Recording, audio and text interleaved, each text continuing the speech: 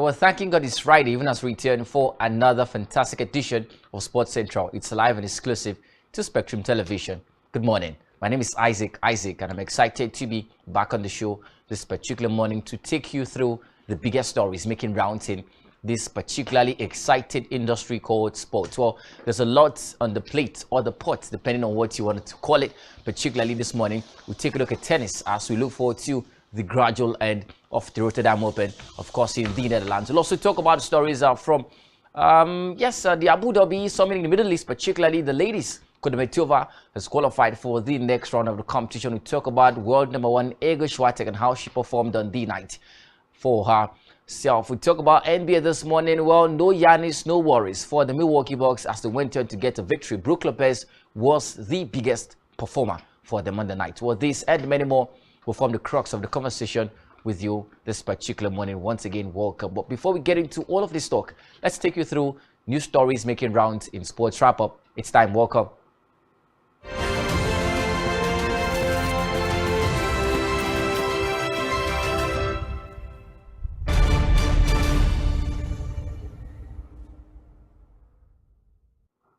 Well, the conversation begins from Argentina this morning. Lorenzo Musetti won his first ATP Tour title on the clay of Hamburg last July, defeating fellow Argentine open seed Carlos Alcaraz in the final. But in the first match on the surface in nearly 7 months, the Italian ace passed into the win with a 6-2, 6-3 victory against Pedro Chachin on Thursday in Buenos Aires. Patient but aggressive in his tournament debut, Musetti opened the court time and again to earn his first victory since he won 4 straight matches at the United Cup. Entering the week as world number 20, Musetti is up 2 places to number 18 in the ATP live rankings, a mark which would match his career high. He would meet qualifier Juan Pablo Varillas in Friday's quarterfinals after the Peruvian defeated Dominic Thiem 6-4, 6-4 earlier in the day. Still talking tennis, Jannik Sinner emphatically ended his 4-match losing streak against Stefanos Tsitsipas with a 6-4, 6-3 win on Thursday night at the ABN AMRO Open. The Rotterdam victory is the Italian's first against a top 3 opponent. Sinner improved to 2-5 in his ATP head-to-head against Tsitsipas, the top seed, past 5 sets. He fell just short in a 5-set thriller. At the 12 in the ATP live rankings this week, Sinner would next face Stan Wawrinka in the quarterfinals later on Friday. Over Elena Ostapenko, the number 2 seed was Maria Sakkari. Needing just 85 minutes to beat Haddad Maia in the first meeting, Pegula is through to her second career semi-final at the Qatar Open, having first done that as a 6 in the quarterfinals. We're talking basketball. Joe history, as he has also agreed an extension to his contract, though details were not confirmed. The 34-year-old has had an impressive impact on last season's NBA Finals runners-up, leading them to a league record of 42 wins and was a good outing for Akwa United in Uyo. The Promise Keepers played host to Gombe United at the Gottlieb Babi International Stadium in Uyo and won the game by a lone goal. The hosts dominated the game from the blast of the whistle, and their efforts quickly paid off, with Uche Collins scoring in the 8th minute. Despite scoring early in the game, the hosts refused to back down as they continued to press the backline of Gombe United. Collins also netted the second goal, but Gombe United's goalkeeper did enough to stop the header and ensured they were able to keep a respectable scoreline. Well, those are the stories we're tracking right now. We'll take a short break. When we come back, we'll talk a lot more and have Blind and join the conversation together. We'll do justice to what's in the plate. Please stick around. Right back at you.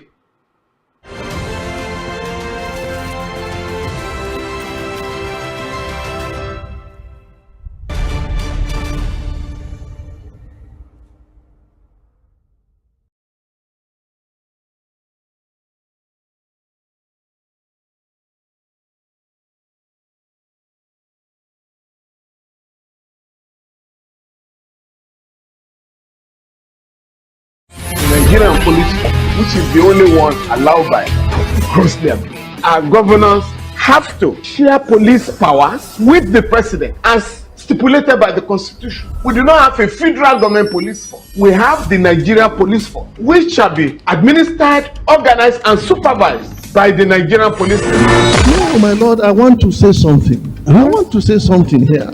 Perhaps it might also enlarge the scope of people who should be invited here for examination. My Lord, if we cannot find those who literally murdered Abiola, who are those people who could be said to be the beneficiaries of the death of Abiola? Rogers has linked you with some of the killings he did. He never did.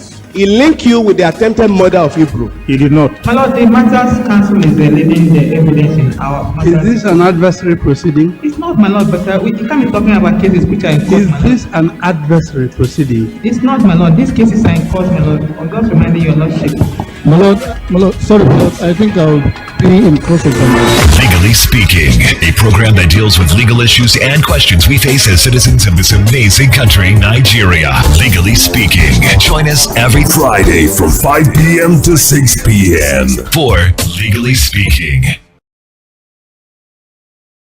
One truth not often told is about the transformation that Africa has undergone in recent decades. Africa is shaping its own destiny and should be referred to as the African opportunity.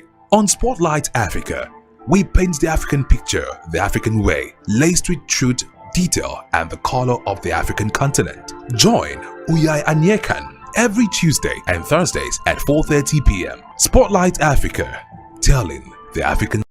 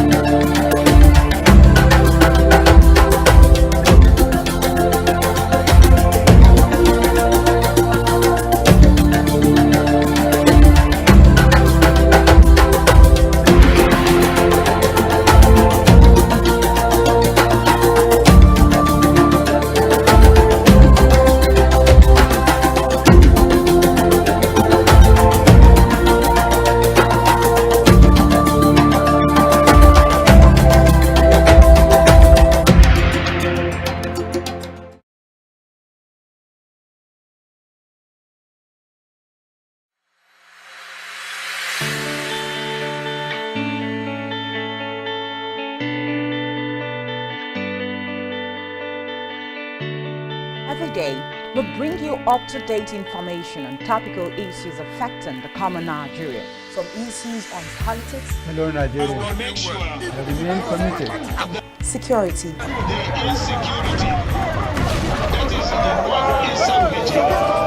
education, health, lifestyle, and so much more.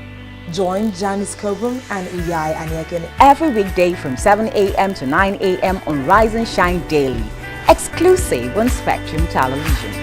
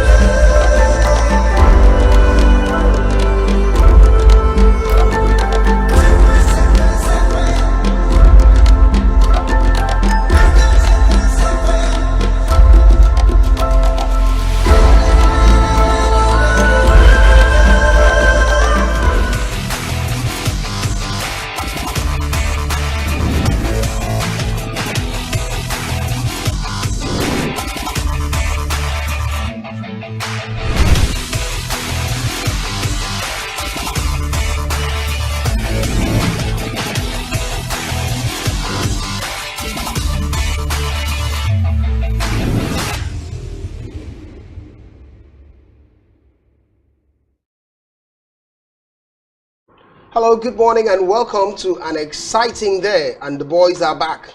Well, it depends on if it's a football age or not, but also the men are ready. But we'll look at the big stories happening in the world of sports, beginning from tennis, then we'll drift to the NBA, basketball. We'll also get to look at what happened in football. Big talking point in football would be Barcelona taking on Manchester United. Decent result for both sides, but we get to talk about it.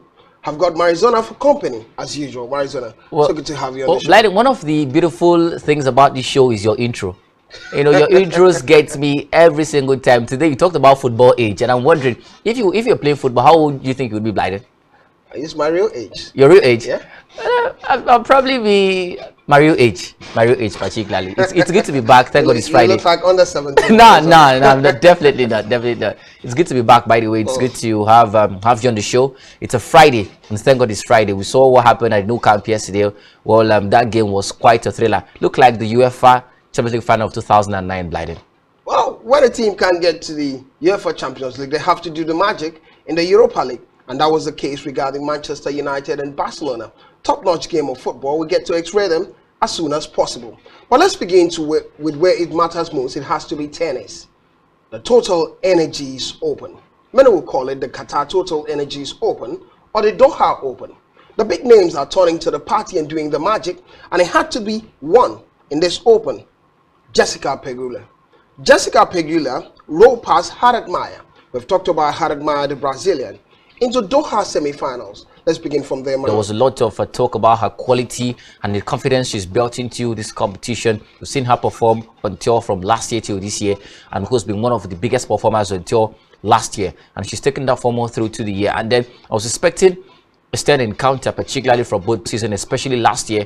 You know, she's not just been able to replicate the form this year, but I think she's doing a fantastic job so far, so good. It's sad that it ends here for her in this competition, but I think she's been able to make a good account of herself over time, and this should make a lot of sense.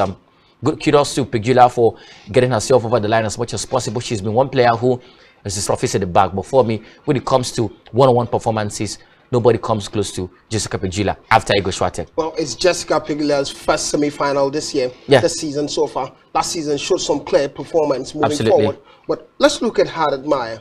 It's ending for her now, 6-3, 6-2 it was in this particular game. And Haddad, where does she go from there? What does she build from this particular game? Because the performance are adding up. She was an unseeded player in this competition, but now she's out at the at the quarterfinals, couldn't progress to the semi-finals. What does it mean for her moving forward? What's the impression based on this performance going to the next tour level? Well, the thing with Haddad Maia is her resilience, particularly. She's a fine player. She understands what it means to stay in the game as much as possible. I don't think this is, enough reason for her to back out. This should be motivation for her, because every player loses. That's a story, especially when you're playing the WTA tour where you're not assured of your spot. I mean, over the past couple of years, we've not seen a standard world #1 stay for across 2 years because of the amount of competition we've seen in WTA. So I think Haddad Maia has got a chance. She's beaten some top 10 opponents, especially last year, and then she showed some glimpses of quality, brilliance, and of course some remarkable feats over time. So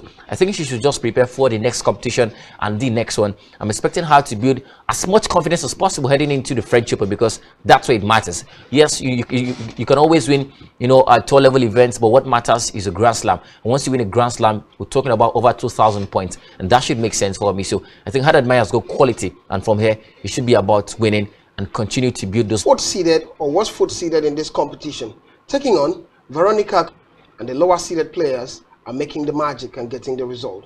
This was the situation here at this young lad, the American 18-year-old Coco Gauff, who's fourth seeded in the competition, showing some dominance in the Grand Slam final, but not being able to get to that position, especially in pole position, where she gets to win this tour level event for a cross section of time. And then for Coco Gauff, yes, she's a fine young star. She's building those blocks of consistency, but she's been having pitfalls here and there over time, and that's been the story for her. If you look at the performance of this lady for quite a while now, but I think she should not be too hard on herself, because she was one of the finest performers from America last year. Not just able to win Grand Slams, but she got into a few finals. Although she lost, but she was able to get wins against some top opponents. And then sadly, she's crashed out of this competition at this stage of the competition to Kudermetova. But Kudermetova has been good. Look at her performance at the Australian Open. She was quite fantastic, went all the way to the quarterfinals or thereabouts. So she's also in fine form. So this was a case of experience getting the better of energy. Well, we'll talk about experience. It has to be this one. It has to be Maria Sakkari. Maria Sakkari showing some class in this one. Fifth-seeded Maria Sakkari took on Caroline Garcia. For me, it was the biggest game many would look up to. But the result was in favor of a fifth-seeded player against the third-seeded player. It was 6-2, 6-7, 7-6 in favor of Maria Sakkari the Great. Yeah. It's been adding up one way or the other for Maria Sakkari. Definitely. She's been around the scene. Yeah. Not the biggest of names you could think of, because sometimes when they expect her to do the magic, she's not really doing it. But good result, getting to the last 4 in this competition. The 500 tour level in WTA competition in Doha makes a lot of sense, Mari. Definitely. First up, she's had a fine week, basically, this season. This is our first top 5 win of the season. But before then, she defeated Zhang Qinwen in the first round, defeated Alexandrova in the second round of the competition, showed levels of quality, and of course, getting to qualify for the next round. She faces Pegula next, which for me is a 10 test of her quality. But then look at the head-to-head. Where you compare Sakkari and Pegula. Sakkari has got a leverage, 4 wins and 2 losses compared to Pegula's 2 wins and 4 losses. So you look at history. Sakkari is favored by history particularly, and I'm looking forward to seeing how she brings this energy, this performance against Pegula. It's going to be quite an exciting encounter because Pegula too has been a fantastic player, especially this year. But I think that this is going to be the true test of both players' quality, particularly because Pegula has been good, but then she faces an informed Sakkari. Sakkari has also been good, but she faces an informed Pegula. So that game is definitely going to be a blockbuster. Well, let's look at the order of play. Who gets to play who in the semi-finals, because it's getting to the highest level of the competition. It would be Maria Sakkari, fifth-seeded Maria Sakkari, taking on Jessica Pegula, the American, who's the second-seeded in this competition. And the other semi-final would be Iga Swiatek's world number 1 against Veronika Kudermetova. Who gets it for you, Marizona? Let's do it quickly. Well, Iga Swiatek against Kudermetova, Maria Sakkari against Pegula. Well, I've talked about Sakkari Pegula, an interesting encounter because both players are in form right now. But Swiatek Kudermetova looks a little tricky for me, because if you want to talk about rankings right now, Swiatek, definitely she's a top-ranked player in tennis, women's tennis particularly, despite not doing particularly very well at the first Grand Slam of the year, but she still looks very good, very decent, but in a little match rusty because she struggled with form and all of that. For Kudermetova, she's had a fine start to life this season, so you'd expect her to maintain that energy and build the momentum going forward to Swiatek. So, but I want to count on energy to win this game because Kudermetova faced Coco Gauff, won the game. But against Swiatek is a tricky player. She's got loads of technique. She understands how to survive in any situation. Hard hitting, ground strokes, backhands, forehands, aces, name it. She's there for you. She has an A game in everything. So she's definitely going to put in that kind of performance against Kudermetova. So for that reason, I think I'll go for Swiatek because of how skillful she is and how she's been able to adapt to any situation she poses. Wow, Marizona goes for Iga Swiatek. She seems the favorite in this one. After all, she's the world number 1. But let's leave the women's game and move straight to the men's game, looking at what's happening at Rotterdam. But it had to be a name, Jannik Sinner. Jannik Sinner defeated Stefanos Tsitsipas, who's a top 3 performer, a top 3 ranked player in this one, the Greek. But it was a 6-4, 6-3 straight set win for Jannik Sinner. His first win in a long while. They've met in the last 4 times. It's always gone in favor of Tsitsipas. But Jannik Sinner got this win in this one, Marizona. Yeah, it was good to see Sinner get some level of revenge, because in the past 4 games, both players have faced each other. It's been Tsitsipas, and then you look at Sinner. He's a youngster, but why does he always struggle against Tsitsipas? So it was always going to be that kind of performance, but it was good to see. It's his first win against a top 3 opponent. Definitely this particular season as well. So it was good to see. Well, for Sinner, he's had a fine start to life this year. I've watched him perform at the Adelaide International 2 competition. Was quite a performer, was good for the team, and of course took that form to the Aussie Open. Was not the best of performers, but you look at how he's doing, he's performing at this competition. It was good. For Tsitsipas, I'm quite disappointed because, for a man who was at the final of the Australian Open just a couple of months ago, weeks rather, you were expected to do better. Maybe he was the top ranked player in this competition, the highest ranked in this competition, so he was expected to do a lot better. But that performance, typical of Tsitsipas. Well, I think it's sad because when it matters most, he doesn't get to win it for 2023 Blyden, we're here. We're still talking about the same thing we used to talk about 2 years ago. Tsitsipas not being able to hit it at crucial moment. I think he has to fix that part of his game if he wants to be put in the same conversation as Novak Djokovic and Rafa Nadal. Well, the defending champion did the magic. Yeah. It has to be Felix Auger-Aliassime. Beautiful. And he did the magic, winning Barrera 6-4, 6-3 in this one. Yeah. The match span about 1 hour 23 minutes, but the dominance has been there, consistency. That's what we're talking about. He's shown why he's a defending champion in Rotterdam. Absolutely. Not the biggest of tour levels, but the performance are adding up for him. Definitely. Well, blinding the headline is that he faces Daniil Medvedev next in the competition. That's going to be interesting to see how these two players. And quite good to see the likes of Medvedev still qualify to the next level of this competition. Was good. We know how he struggled last year, despite being world #1, was never able to put up a #1 like performance, particularly. But he was good to. It's good to see him. He had about 1 week or 2 weeks at #1. Then he slumped. He slumped and then lost a few tour level competitions. Won his first tour level title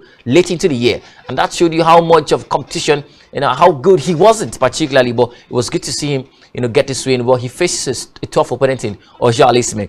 Alisme is a defending champion, like you said, in this competition, and he's coming in with so much energy, so much grit. And then you look at the head-to-head series, it stands at, I think it's 2-2.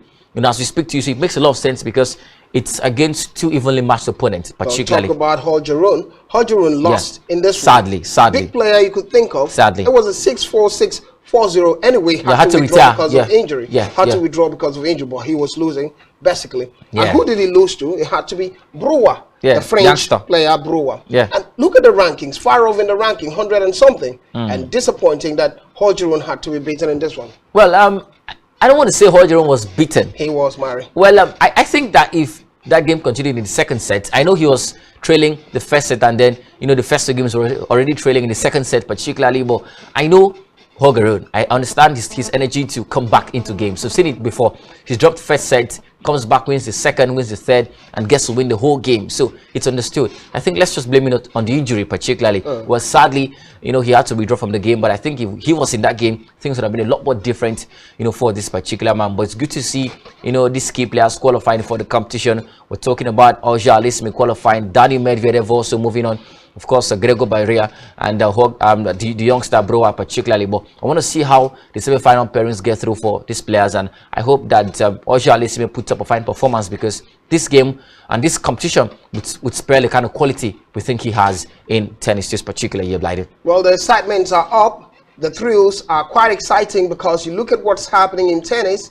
Well, you can't beat the answers of it, because it has to be the likes of the big star, Carlos Alcaraz, doing the magic at Buenos Aires in Argentina. But we won't be dwelling on what's happening in Argentina. We'll move straight to the NBA. Big stories happening in the world of NBA. But you look at some of the biggest stories and talking points in NBA, and we'll start with Giannis Antetokounmpo. Big superstar, Giannis Antetokounmpo. It was a game this morning. He finally broke the record. When I'm talking about a record, the highest assist in the franchise, talking about Milwaukee Bucks, just 2 assists. But guess what happened? He played just 9 minutes in that game, having 3 assists, and he was injured. What a way to break the record, Marizona. Break the record and get injured. Exactly. I think the moment he broke the record, he got injured, and left the court. I think it's quite sad for Milwaukee Bucks missing their key man, but it was good to see Brook Lopez step up to the occasion. It was good on the night, posted a little over 30 points, for his side as they went on to get that particular victory. It was no worries for them. Brook Lopez, a fantastic performer for the side, 33 massive points, 7 rebounds, and of course 4 blocks for the team. Jivon Kaja had 22 points, was good as well, particularly for the man Antetokounmpo. His quality has never been in doubt. He's a 2-time MVP, and that's why he keeps breaking records. He's a fine performer, but I keep talking about teams who's got partners and supporters. Imagine if what happened to Antetokounmpo happened to, say, Damian Lillard, for instance. Once he's out, the team is messed up. Particularly, you talk about the Trailblazers. So it's here and there. But it was good to see this team. Even the likes of Drew Holiday had some decent points. Drew Holiday was good on the night, definitely. And he's been decent in recent times. Definitely, not the biggest of names, not the biggest of performers, not that 30-point, 35-point team. He's the biggest name, but they in the background do bulk of the dirty job and make sure that the team wins, and that should be the hallmark of a fantastic team. So kudos to them. Despite Antetokounmpo playing just 9 minutes in that game, the team still got on to get a victory, and that shows you quality. Well, it had to be another key game. The LA Clippers. Not often you get to see the LA Clippers do the magic the way they did this evening. I mean, rather, they did over the night. But it comes to be excitement, or with the excitement that the LA Clippers showed such class against the Phoenix Suns.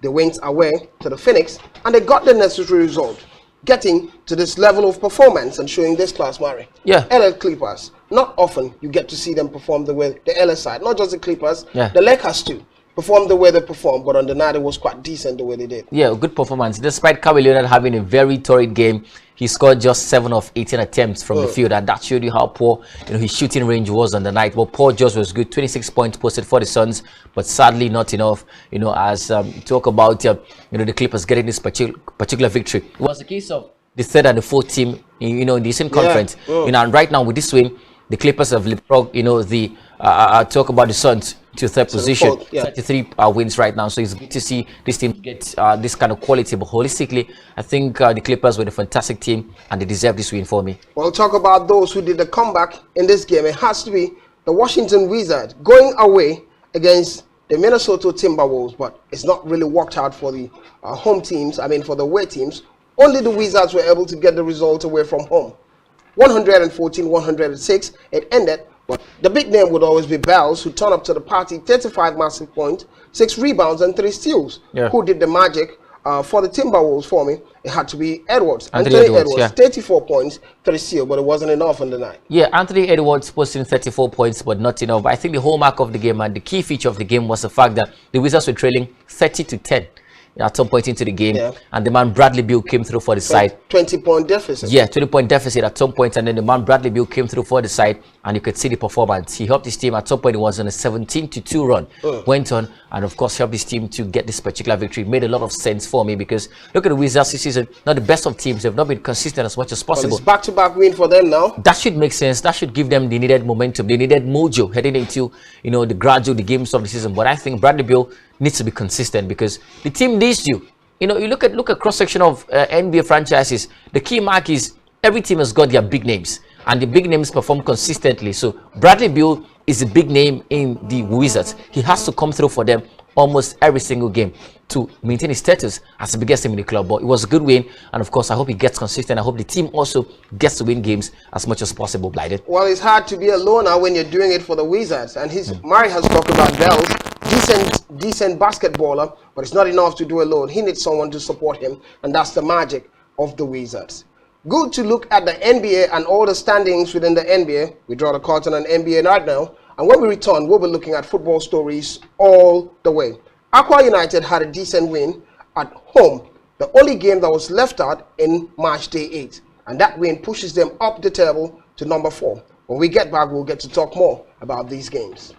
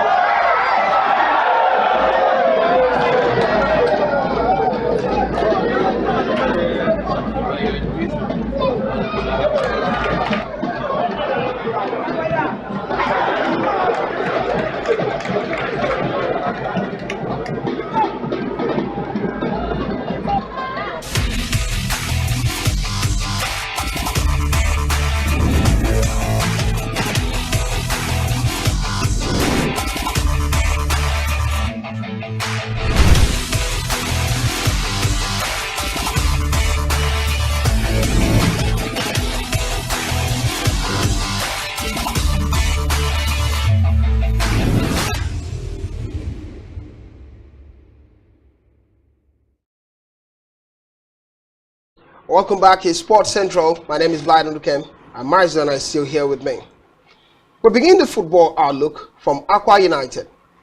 Yesterday, Aqua United had a decent win at home, beating Gombe United 1-0.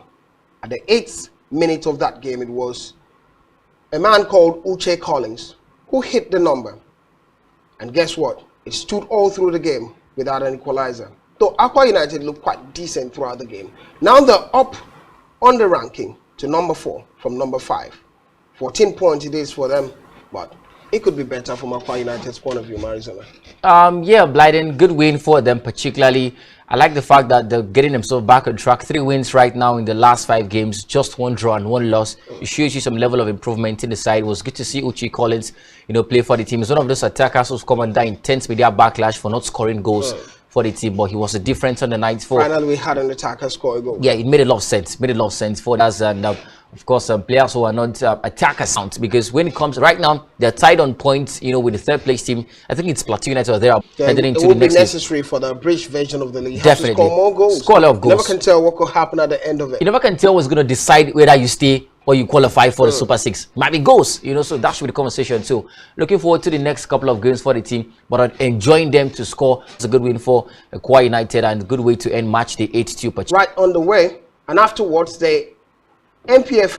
There are talks about the return of the MPFL. The MPFL will come with some sponsorship deals with TV rights. Yeah. Those are the talking points and the hope. And we just get to hope that we see that happen. It'll make a lot of sense, Blyden, particularly. Well, we've been crying, wailing, lamenting for the league to be shown on TV.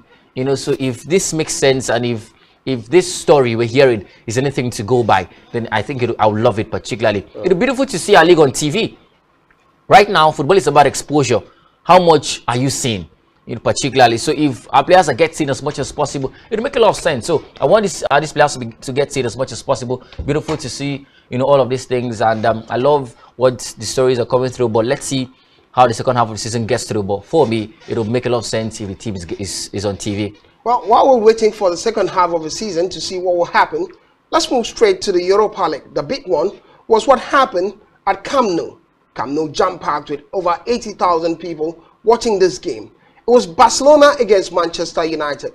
Manchester United showed some class and resilience away from home. It ended 2-2 in favor of no side. Marizona, how was the game? How was the game? Barcelona against Manchester United. There were lots of talking points and different perspectives to it. Yeah. On one hand, from Eric Ten Hag's point of view, it was to show how good you are against an allied Barcelona side. Yes, Manchester United struggled to beat Barcelona. Yeah. But a fair result away from home? Well, first of all, it ended 2-2 in favor of us. The fans that watched the game. I was in favor of us. We loved the action. Okay. It was thrilling. It was glamorous. It was exciting, to say the least. So we loved it. So the 2-2 draw was in our favor, particularly the neutrals. To say, but I think it was a good game. It was a Champions League kind of encounter because it was end-to-end, 50-50. I mean, both teams, were at each other's nerves all through 90. And I think you've seen improvements from the United team. It's not easy to go to play against this. Barca have been fantastic in the La Liga, getting the better of Real Madrid, domestically, but they've been fantastic as well. So look at United getting that victory. Marcus Rashford, that man is on fire right now. He scored again. Scored again, particularly. How many? 16 games he's played for United. In the year 2023, he scored in 13 of those games. That shows you how much quality he's been and how much of form he's racking up. So beautiful to see, United get that draw. A valuable draw heading into the Old Trafford Stadium where they'll play at home. So we know the home support. And I think with the way I saw them perform yesterday, this game might go their way at the end of both legs. But fantastic performance from Barca too. It was good to see Rafinha get good performance. And that United defense of Varane and Luke Shaw was able to hold off Lewandowski, one of the best strikers in Europe. That should count for something, Blyden. Loads of talking points, particularly. It seemed like a bad result from a Barcelona point of view. Yeah. Because up next they go to Manchester United later in this month. And the odds seem to favor Manchester United moving forward, isn't it? Yeah, it's still open for anyone. I wouldn't entirely say the odds favor United because it's a 2-2 draw first, and then secondly, the away goal rule is out. So it's all fair and square heading into the Old Trafford Stadium. But talk about home advantage. That should count for something, Blyden. But I think first up, if the 11th men don't play, the 12th man would not be able to have the energy to cheer them. Okay. That's the thing. So I want Barca to play first up. In tandem. Definitely. I want to see how Barca play, particularly at the Old Trafford. But it was good to see them perform at this level. Young stars, you know, Pedri and Gavi living up to the billing. But there's one thing that I saw, you know, what's his name now? Xavi do yesterday that I think he would have done in the Champions League. Play Frankie de Jong and Frank Kessie. Yeah. That midfield combo is experience, had some physicality, energy, depth, you know, physicality, and that's it for you. So I think he's learned from his mistakes basically, because if that was his starting 11 at the Champions League, he wouldn't have dropped down to the Europa League, because you saw the play, you saw the game yesterday. It was a battle with Casemiro, it was a battle with Fred all through the game, and those are the kind of midfield combinations you'd want for a team that intend to qualify for the Champions League. So I think it's already too late, but it was a good performance from Frankie. Still unsealed, the midfield couldn't win the game. Well, it was a draw. I think it was a case of you know, the players not taking their chances, because Barca had loads of chances too to score goals. Well, let's talk about the referee. The way incident is about the referee. Yeah. Both managers came out to complain about the referee. Yeah. Eric Ten Hag said at some point Rashford went past what's the name? The French Jules Koundé. Koundé. Yeah, Jules Koundé. Jules Koundé. And guess what? It could have been a red card, that tackle. Definitely. But it wasn't given.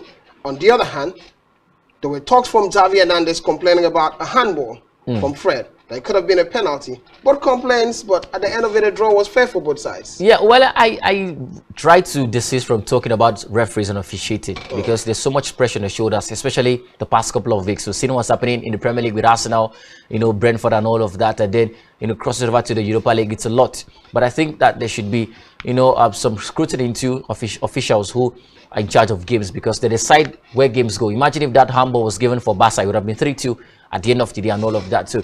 But I just think the game ended the way it should have ended, because it was a fantastic encounter, and it would be unfair if one side won the game at the end of the day. It was a proper draw and not bereft of quality excitement all through 90 minutes. Well, Maritana, let's look at one thing now. Different topic anyway. Yeah. It has to do with Mason Mount of Chelsea. There've been a contract debacle at the moment, uncertainties around the contract situation. And top clubs in Europe, mostly in the English Premier League, are looking forward to it, and they're keeping tab on the situation. What's the situation? Talk to us about. Well, Liverpool, City, and United are looking to get Mason Mount, and you know, the most intentional of all three clubs is Liverpool, because they want some drive, some energy in the midfield. Right now, you see Liverpool's midfield.